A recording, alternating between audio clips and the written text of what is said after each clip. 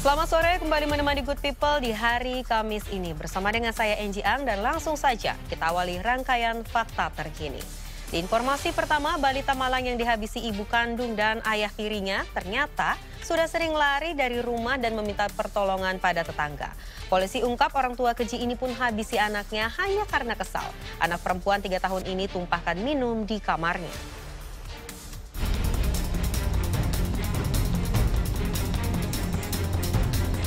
Tragis, anak perempuan 3 tahun meninggal dunia, bahkan dikubur seadanya di samping rumahnya oleh orang tuanya.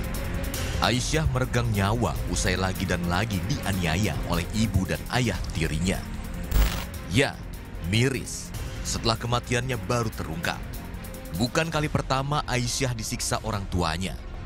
Balita ini bahkan kerap lari dari rumah sambil menangis, meminta tolong kepada tetangga. Korban juga sering minta makan karena lapar. Tapi memang pernah ya, dia minta tolong seperti apa setahun jenengan dia? Kalau yang dari tetangga kemarin kan baru cerita itu tulungono gitu. Si korbannya minta Ya. seperti itu. Kalau sama saya sama yang lain nggak pernah. Bukan dapat kasih sayang. Polisi ungkap balita ini banyak dapat kekerasan dari orang tuanya. Bahkan sampai akhirnya meregang nyawa dan meninggal dunia. Si anak ini tadi menumpahkan gelas di dalam kamar dan si anak ini tadi menuduh ibunya. Lah ibunya nggak merasa menumpahkan, akhirnya dia jengkel sama si anaknya dia dicubit mungkin kurang pas ibunya, akhirnya ditampar pipi kiri pipi kanan. Terus ayahnya ikut-ikutan nampar, mungkin kurang puas si ayahnya ini tadi mau menampar lagi, tapi sama ibunya dilindungi, dirangkul. Nah setelah dirangkul akhirnya tamparannya tadi ngenai ibunya, ngenai tangan ibunya. Karena si ayah juga kurang puas juga, ini tangannya si anak ini ditarik ya mas, tangannya ditarik, diberdirikan, bukan ditampar lagi tapi malah dipukul perutnya sampai anaknya itu terjatuh.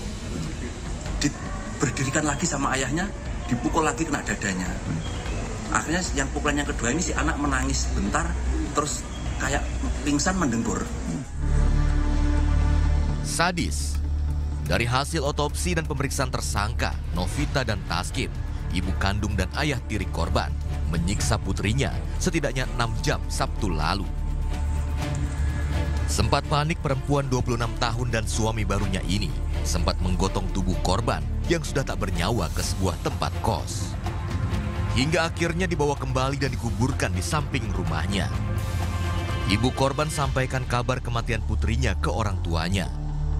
Merasa janggal, nenek korban ungkapkan ke keluarga, lalu bersama-sama datang ke kuburan korban.